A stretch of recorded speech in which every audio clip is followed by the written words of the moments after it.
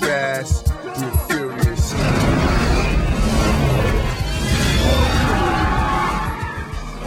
It's the story of an undercover cop played by Paul Walker who needs to infiltrate the world of illegal street racing in pursuit of a ring of hijackers that seem to be operating in a style of street racing. It don't matter if you win by an inch or a mile.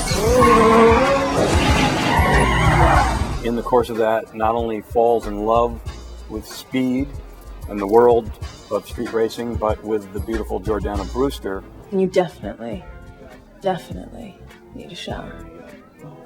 Come on, I'll take you home. I was in the whole scene, not by choice, but just, because of my brother. So I wanted to be the more sort of sensible one out of the group, and the one who sought an escape through Brian's character.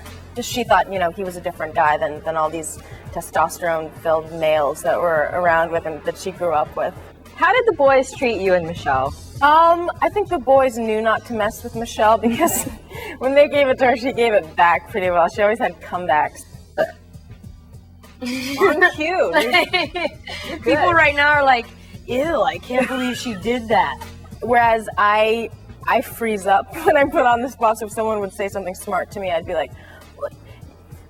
And I didn't have a comeback at all. So I was a little more intimidated. So, Ms. Girlfight, when you first came on the screen, I sat there and I went, I wonder if she's going to hit somebody.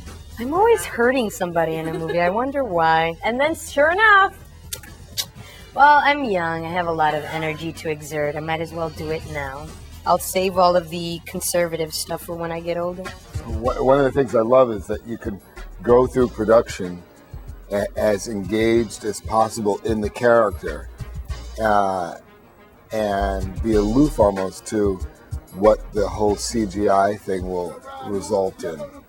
And then when you go to the premiere, you see it all brought together, and it's a real treat.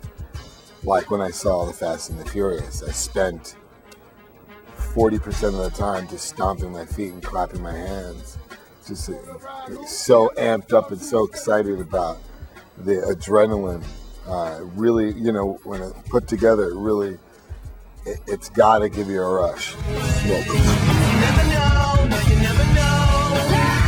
They trained us for these scenes, and we went, especially for the cars, we went to Vegas for F1 racing school, and that was a blast. Everybody was trying to outdo each other and race and just see who could push the limits.